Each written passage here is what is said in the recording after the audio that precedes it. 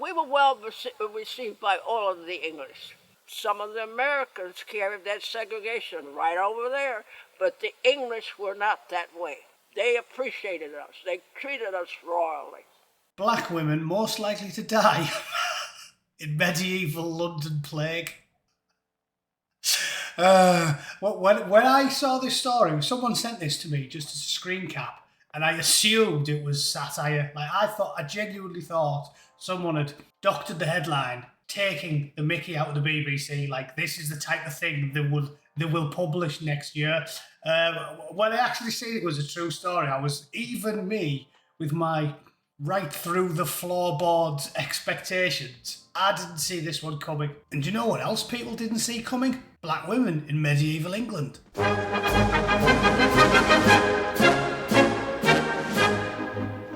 Okay, we all know it's nonsense, but obviously I'm going to have to put some facts of the matter out there for the minuscule fraction of commies that stumble across this video of detestable, despicable, outright lies from the book-burning 1984 fascists at the BBC. Every book has been rewritten, and this is an excellent example of it. Black women most likely to die in medieval London plague. London in 1400 by Amédée Forestier, a French artist who specialised in historical landscapes and was blacker than the ace of spades. I'm kidding. Obviously he wasn't, because he was born in Paris in 1854, so you know what he looked like, and I'll give you a clue. He didn't have much in common with Idris Elba. Black women of African descent were more likely to die at the medieval plague in London, academics at the Museum of London have found. The same Museum of London that Douglas Murray talked about several years ago in The Spectator, saying that it had been completely tarnished and it was now in the hands of deranged, far-left, Marxist activists who don't care about history. They're just obsessed with filling young people's heads with lies. So of course that's what they're saying, but the facts don't bear it out, do they? The research is based on 145 individuals from 3 cemeteries. So from a sample size of 145, from a population in the millions, in a plague that killed 50% of the population, they've decided, even if it's true, which I doubt, that these 145 bodies were African. When a plague kills 50% of the population, and the population's in the millions, and you take 145 people, you haven't got enough data to logically get an acceptable figure to say that percentage-wise, they're much, much more likely to die. And the reason they're more likely to die is because of racism in the 15th century, right? Do you need me to go on? Or can we just accept that as being inherently logical? Can you do basic maths? If you can do basic maths, we can move on. Data on bone and dental changes from the East Smithfield, St Mary Grace and St Mary Spittal cemeteries formed the basis of the study. Data was examined by applying a forensic anthropological toolkit to estimate whether the bones were likely to have come from someone with African heritage. So they weren't. They weren't. They've just gone, is it possible they could be African? Yeah. Put yes down. Put yes down. I'm a commie and I've got an agenda to push. So put yes down. The likelihood of those 145 bodies being African in medieval Britain is about the same as the likelihood of Jesus H. Christ kicking that door off its hinges, marching into my living room and demanding oral sex. I don't think that that's likely to happen. Okay, it hasn't happened. I can put the Listerine back in the cupboard. The report said there is a higher proportion of people of estimated African affiliation, estimated being the operative word, 18.4% versus 8.3%. Therefore, higher death rates among people of colour and those of black African descent were a result of the devastating effects of pre-modern structural racism in the medieval world. The most unintentionally hilarious story I've ever read. Thank you, BBC. Thanks for that. I'm not going to thank you for the paedophilia and the gang rape and the systematic brainwashing of a generation of suicidal, self-harming, mentally ill, pill-popping sex pests, but thanks at least for that story. You lads crack me up. Let's end on some actual facts, shall we? From a museum that is usually staffed by old veterans and not ridiculous brain-dead communists, the Imperial War Museum.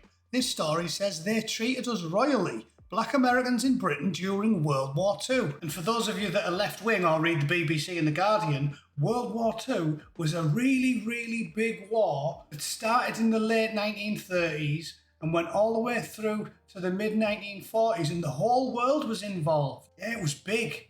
You should Google it. During the Second World War, American servicemen were posted to Britain to support Allied operations in Northwest Europe. Between 1942 and 1945, about 1.5 million of them visit British shores. Their arrival was heralded as a friendly invasion, but it highlighted differences between the two nations, including institutionally mandated racism that gave some American citizens fewer rights. Around 150,000 of the US troops who came to Britain were black. Unlike their white comrades, who took on the full suite of responsibilities offered by the military, black personnel were largely consigned to service and supply roles. And though by 1940 the War Department removed a number of restrictions permitting them to join the armed forces, society was racially segregated. This separation of black and white people in the US was upheld by state and local laws referred to as Jim Crow, and was particularly notable in the American Deep South. These laws excluded black American citizens from economic and political rights. Before the first American troops arrived in 1942, the black population of Britain around 8 to 10,000 people.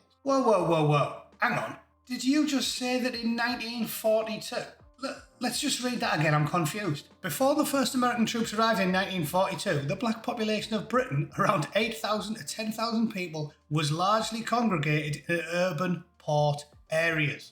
Well, twist my nipples and call me Frank, look at that. So the population at the time was about 48 million people. Do you need me to do the maths for you?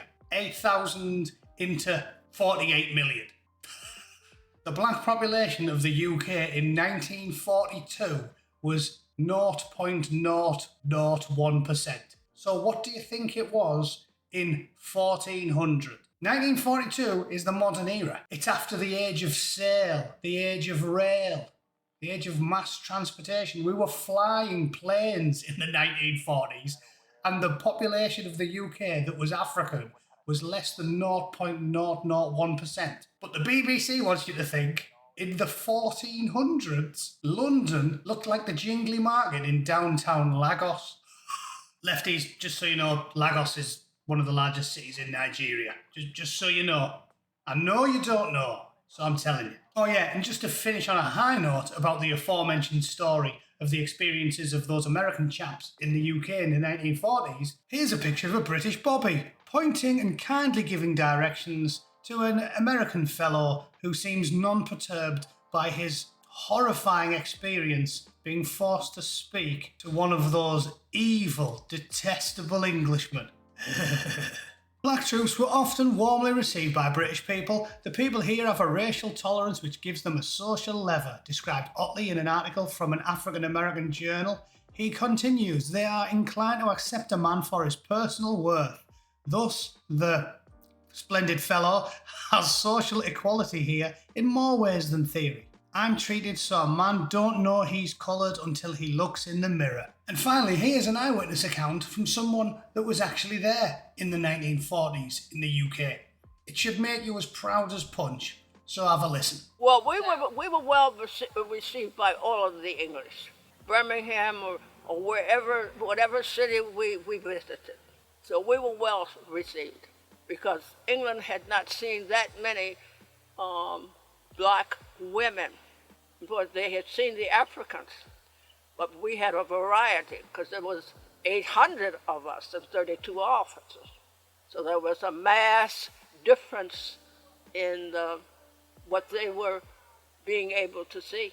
And we were received beautifully. You have to remember segregation was still in, and many of the white military were from the South. Many of us, and many of the white military were from the South. Many of us were not. Some of the Americans carried that segregation right over there, but the English were not that way. They appreciated us. They treated us royally.